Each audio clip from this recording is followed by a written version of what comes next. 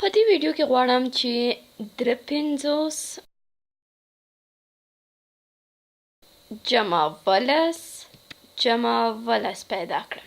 اوس یوه اسانه لار یې دا ده چې 53 لومړی په دوو عددونو وویشم او بیا یې له سره ترکیب کړم. اوس به پرې پوه سو چې څه وایم. ښه نو 53 جمع ولس به یو شان وي. اوس دلته لکه چې 53 په لسیزه او یویز ویشم، نو لیکلی سم چې 50 جمع 3 چې هماغه 53 دي. اوس باید دواړو خواو ته قوسونه وکاږم چې دا د پیل قوس دی او دا هم د پای قوس.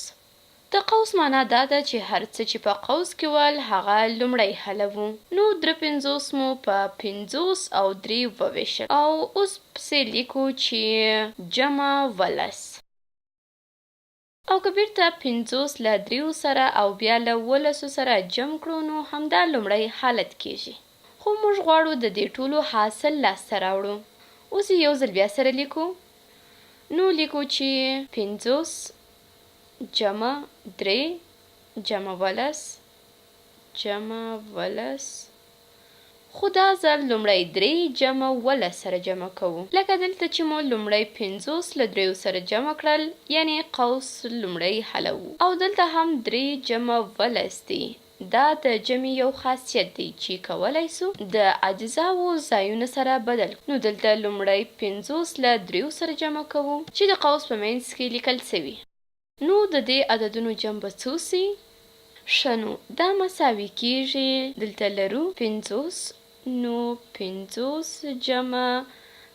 اوس باید پیدا کړو چې 3 جمع ولس څو کیږي. 3 جمع 2 خو لس کیږي، نو 3 جمع ولس به هم 20 سي. نو اوس دلته لیکو چې 50 جمع 20. ستاسو په نظر ځواب به څو وي؟ ښه نو دلته 15 ګونې جمع 2 ګونې چې ټول 11 ګونې کیږي او مساوي کیږي له 70 سره. اوس به راسو یو بل مثال ته د خان اکاډمي له ځانګړو مثالونو څخه. مثال مو دلته دی. ویل سوي چې ځایونه ډک او 41 جمع 9 پیدا کړئ.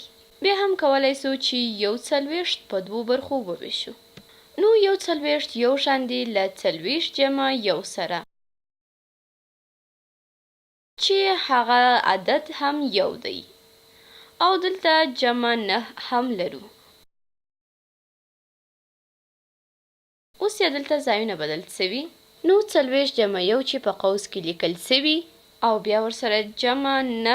اوس دا یو شان دی له 40 جمع 1 جمع 9 سره. دلته هم لومړی 1 جمع 9 حلوو. اوس یو که جمع 9 کړو نو څو به سي؟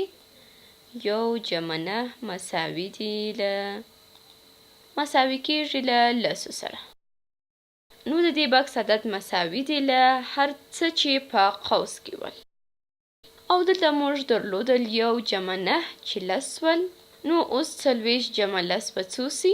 ښه نو دلته 4 جمع 1 ټوټل 15 ګونې او یا هم 50.